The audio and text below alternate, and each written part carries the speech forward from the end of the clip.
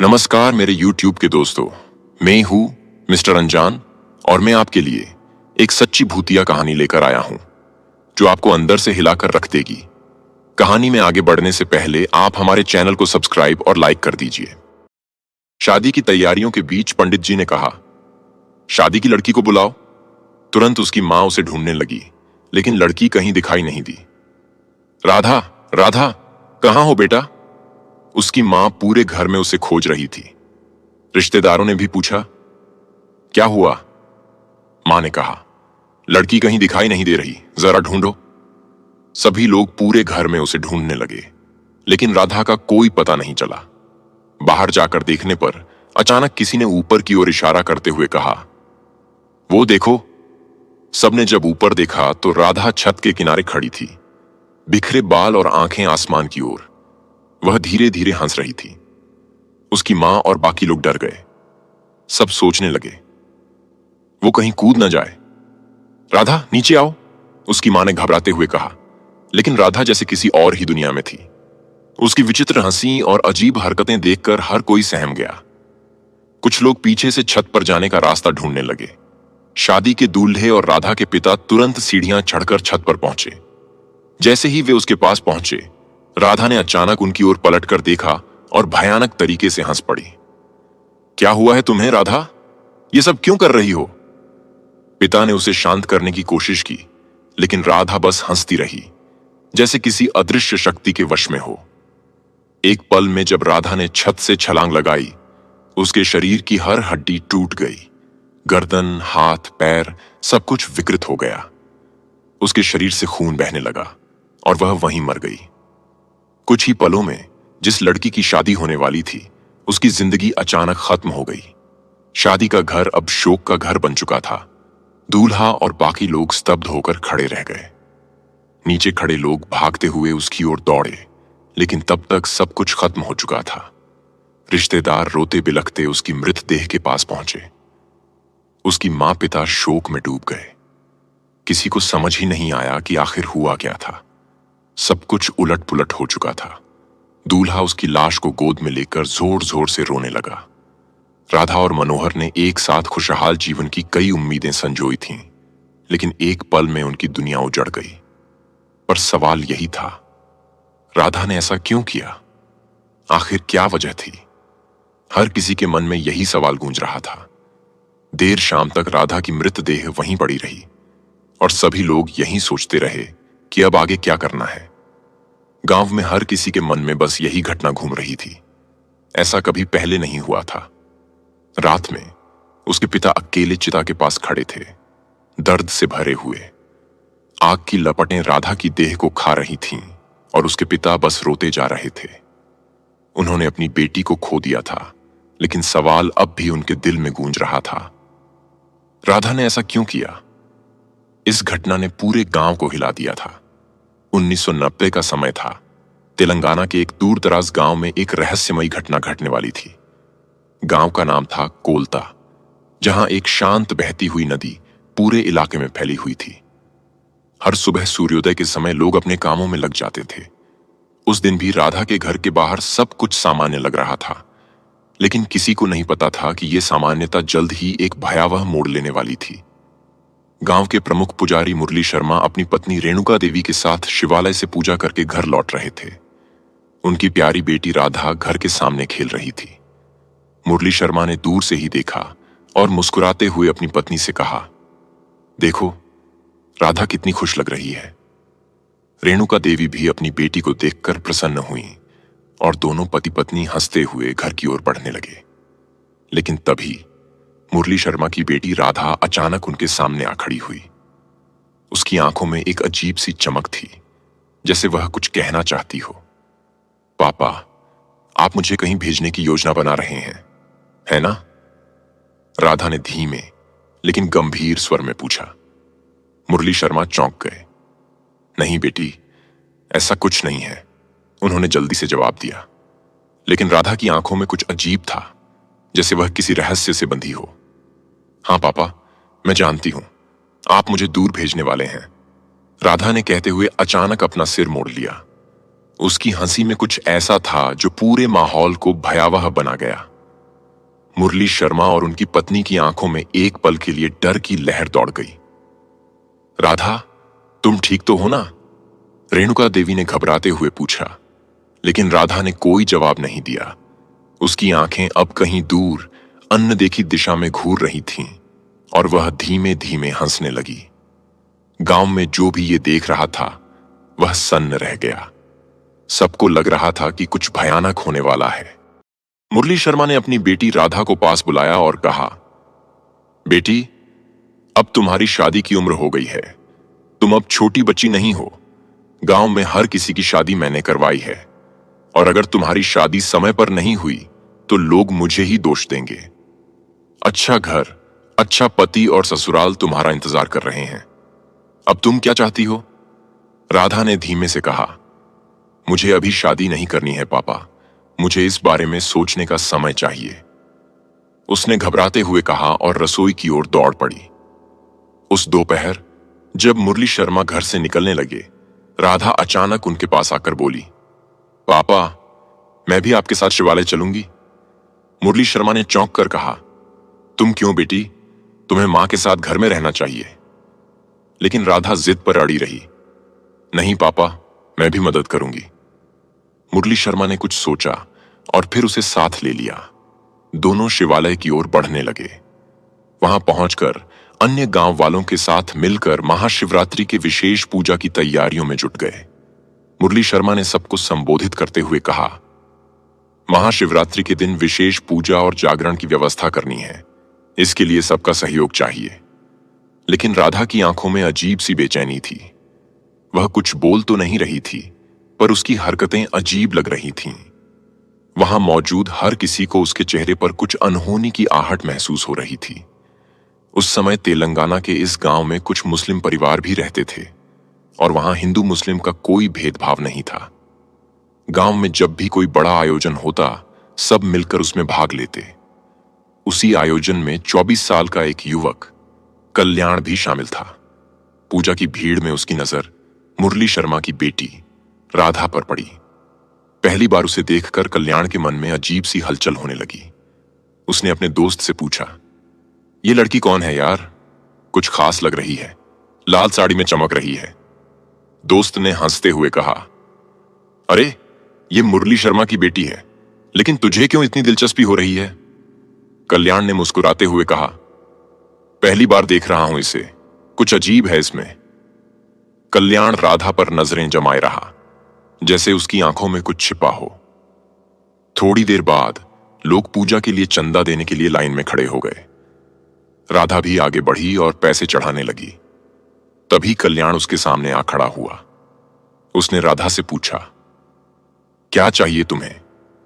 राधा ने उसकी ओर अजीब निगाहों से देखा और कहा, सब लोग मदद कर रहे हैं, मैं भी कर रही हूं।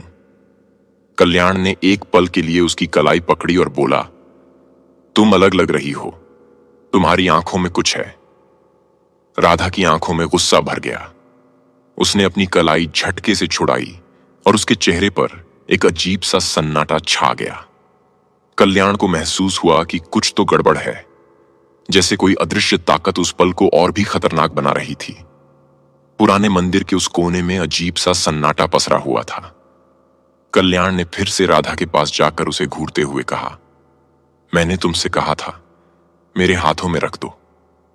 राधा ने गुस्से में उसकी ओर देखा और खड़े स्वर में बोली, तुम जैसे लोगों को यहां आने की इजाजत कैसे मिली?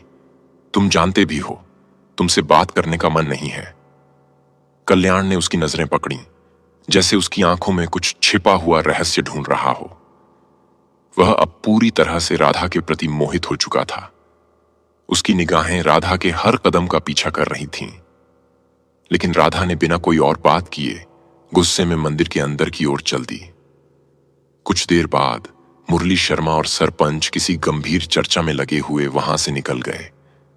धीरे धीरे वहां मौजूद भीड़ भी कम होने लगी। मंदिर के अंदर अब सिर्फ कुछ चावल के ढेर और कुछ दान की हुई वस्तुएं पड़ी थीं। कल्याण को राधा के पीछे जाने का मौका मिल गया। उसने धीमी आवाज में कहा, मुझे तुमसे बात करनी है। राधा ने उसकी ओर खतरनाक निगाहों से देखा और चिढ़ते हुए बोली, तुम्हें कोई काम नहीं है? यहां क्यों चले आए हो? मुझे बस तुमसे बात करनी है और कोई कारण नहीं, कल्याण ने धीमे स्वर में कहा। राधा ने उसकी बातों को अनदेखा किया और आगे बढ़ने लगी, लेकिन कल्याण का एक अजीब सा आकर्षण उसे रोक रहा था। उसके चेहरे पर एक डरावनी मुस्कान उभर आई थी, जैसे वह कुछ बड़ा छिपा रहा हो। मैं तुमसे प्यार करता हूं, कल्याण ने कहा। राधा की आंखें अचानक से गुस्से में लाल हो गईं। उसने बिना एक पल गंवाए उसका हाथ पकड़ा और उसे जोर से बाहर धकेल दिया। तू है कौन? तुझे पता भी है? क्या बकवास कर रहा है? कभी आईना देखा है? तुझे लगता है मैं तुझसे चाहूंगी? मैं इस गांव के पंडित की बेटी हूं, ये बात नहीं पता तुझे? अब समझ में आ गया हो तो शांति से यहां से दफा हो जा, कल्याण ने गुस्से में कहा। तू सोचती है कि मुझे इस तरह अपमानित करके बच जाएगी? यहां के लोग चाहे कुछ भी करें, लेकिन गुंटूर राजा को कोई यूं नहीं ठुकरा सकता। राधा ने उसकी ओर देखते हुए और भी गुस्से से कहा, अब बाहर जा, वरना अच्छा नहीं होगा। कल्याण की आंखों में क्रोध उभर आया। तू समझती क्या है खुद को? मैं तुझे सबक सिखाऊंगा, तेरा यह अभिमान मैं खत्म कर दूंगा। राधा ने उसकी बातों की परवाह नहीं की, लेकिन कल्याण के चेहरे पर एक डरावनी मुस्कान थी, जैसे वह कुछ भयानक करने की योजना बना रहा हो। वह वहां से चला गया, लेकिन जाते जाते उसकी आंखों में एक अजीब सी चमक थी। राधा और उसके पिता मंदिर से लौटते हुए रास्ते में थे, जब अचानक पेड़ों की आड़ से कोई व्यक्ति उनके पीछे छिपा हुआ नजर आया। वह धीरे धीरे बाहर आया और राधा से बोला, तुम मुझे प्यार करोगी? राधा का चेहरा गुस्से से भर गया। क्या तू मुझे अपमानित करने आया है? मेरी शक्ल पर हंसी उड़ाने की हिम्मत करता है? जा, अब देखता हूं तुझे क्या होता है। उसकी आंखों में अजीब सी चमक थी। राधा और उसके पिता अपने घर चले गए, लेकिन उसके दिमाग में अजीब सी बेचैनी छा गई। रात को सब अपने अपने घरों में सो गए, लेकिन राधा की आंखों से नींद कोसों दूर थी। उसे उस अजनबी की बातें बार बार याद आ रही थीं। उसका दिल बेचैन था और उसके मन में एक अनजानी डरावनी इच्छा जाग उठी। वह बिना किसी को बताए अपने बिस्तर से उठी और बिना चप्पल पहने ही अंधेरे में बाहर निकल गई। उसकी चाल तेज थी, जैसे उसे किसी अनजानी शक्ति खींच रही हो। कुछ ही देर में वह गांव के किनारे एक घने पेड़ के पास पहुंच गई। उस पेड़ के पीछे कुछ अजीब और खतरनाक दिखने वाली वस्तुएं रखी थीं। उसने झुककर एक वस्तु उठाई और तेजी से आगे बढ़ी। अब वह गांव के बाहर एक सूने और डरावने तालाब के किनारे थी। वहां की हवा में एक अजीब सा सन्नाटा और ठंडक थी। राधा को ऐसा लग रहा था जैसे कोई उसे देख रहा हो। तालाब के किनारे कुछ देर बैठने के बाद उसने अंधेरे में झांका। अचानक पेड़ के पीछे से वही व्यक्ति सामने आ खड़ा हुआ। उसकी आंखों में एक भयानक चमक थी और वह बुदबुदा रहा था, अब तुझे नहीं छोड़ूंगा। राधा की आंखों में डर और आतंक की झलक थी और उसके आसपास का सन्नाटा अब और भी भारी हो गया था। राधा मंदिर के भीतर चली गई, लेकिन उसके दिल में एक अनजाना डर बैठ गया। शाम होते होते मुरली शर्मा मंदिर पहुंचे और पूछा, सारी तैयारियां हो गईं? किसी ने जवाब दिया, हां, सब हो गया।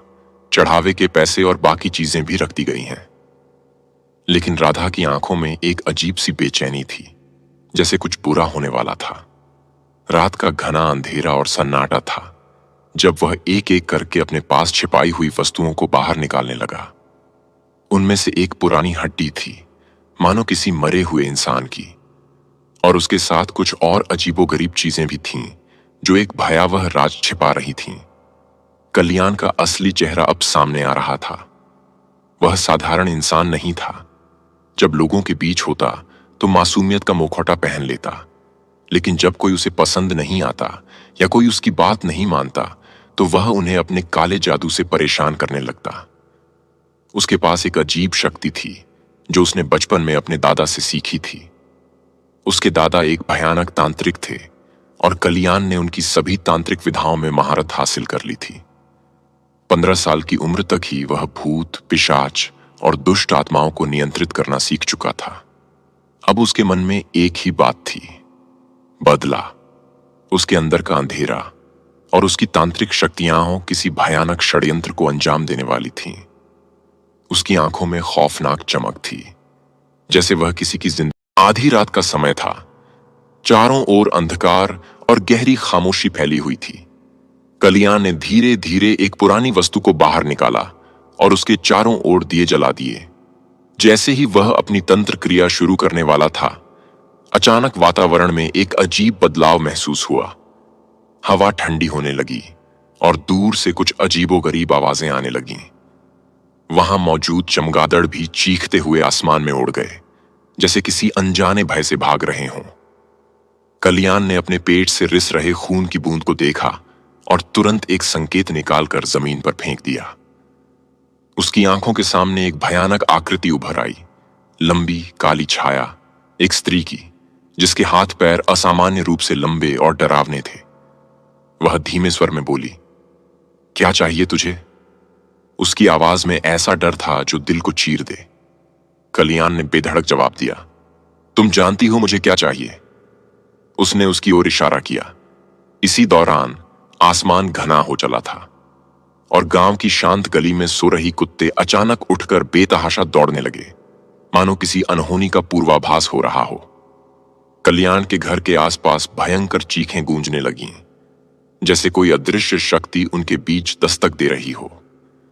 मुरली शर्मा के घर के पास घूमती कुत्तों की चीखें और उनके डर से कांपते हुए इधर उधर भागने का दृश्य इस बात का संकेत था कि कुछ भयानक होने वाला था। मुरली शर्मा हमेशा की तरह एक चीख सुनकर घबराकर बाहर की ओर दौड़ा। उसने देखा, आसमान की ओर देखते हुए कुछ अजीब उसकी तरफ बढ़ रहा था।